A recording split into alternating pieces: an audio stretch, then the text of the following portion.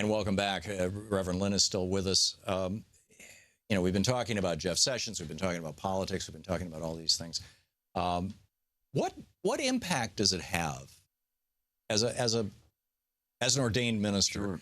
What impact does it have on a church when those restrictions go away? Because we were just talking about how those restrictions could actually be protections. Oh, absolutely. Well, when they go away, a couple things happen. First of all, a lot of pastors are already so turned off about candidates and how much they're going to get for them that they don't want this eliminated. I think Politico had a survey of this not too long ago, and something like 80% of members of the clergy in this country do not want to endorse candidates. 80%? Yeah.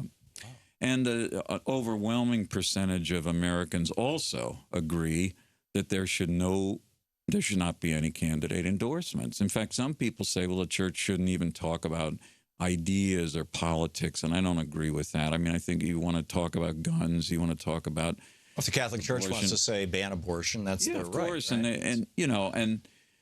But the other thing that happens, I think, is illustrated very well by a North Carolina pastor who told people in his church some years ago to vote for Bush, not for John Kerry. Vote for George Bush. 2004. And 8 members of his church came up to him in December of that, after the election, and said, Pastor, we heard what you said, but we all agreed we ought to tell you we did not vote for George Bush. We voted for John Kerry. Guess what happened to those 8? Thrown out of the church. Seriously? Yes, it became such a huge issue. It was in the New York Times and on Fox, and everybody was upset about it. And so they decided to call a meeting of the congregation for January, and the press was really tied to it, desperate to figure out what it was. The congregation did 2 things that night. One, they invited the 8 people back into the community of the church. And then the second vote was to fire the pastor. Wow. Yeah. You see, those of us who've actually been, preached in churches, sometimes people get nervous. They don't like it. They get upset by it. But if you start going and telling them who to vote for, they're going to get a lot more upset about it. Now, you said that 80% of American pastors or religious figures, let's say, I'm assuming that includes rabbis and imams, Sure. and are opposed to changing the rules as they are. Given the explosion of mega churches in the Protestant Christian right, does that represent 80% of the total kind of church-going population, or might that be more like 50%? I mean, it's like, how much power do these mega churches actually have? Well, the mega churches and the television churches as well. No, they have a huge amount. And one of the things that would happen if the Johnson Amendment were repealed or eliminated in some other way, possibly by authoritarian fiat of the president, who seems to sometimes think that he has all the power in the world, these mega churches not only do not have to report anything.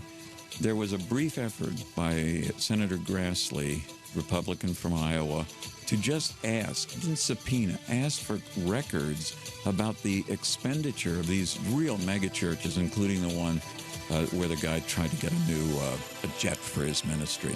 Oh, jeez. The pushback was unbelievable, and he gave up. The Reverend Barry W. Lynn, the Executive Director of Americans United for Separation of Church and State, AU.org. And you can tweet him at Barry W. Lynn, L-Y-N-N, or at Americans United. And we just have 30 seconds to wrap this segment up. What is the message that you want to leave people with, Reverend? I think it's important that people not give up. Don't give up the fight to preserve separation of church and state. Join the organizations that care about it, including Americans United. Make sure that you communicate with elected officials. And as we saw just a few days ago, when Betsy DeVos came up, the most unqualified candidate for any cabinet position I've ever seen in the 25 years I've been in Washington. What happened? 2 Republicans joined every Democrat to oppose her, but for Mike Pence coming in, riding in, Right. she would never have been And confirmed. that's a demonstration of the power of grassroots power. Absolutely. There was an enormous amount of opposition to her. There you go. Reverend Barry W. Lynn, au.org is the website. You can tweet him at Barry W. Lynn. Thank you, Reverend. Thank you.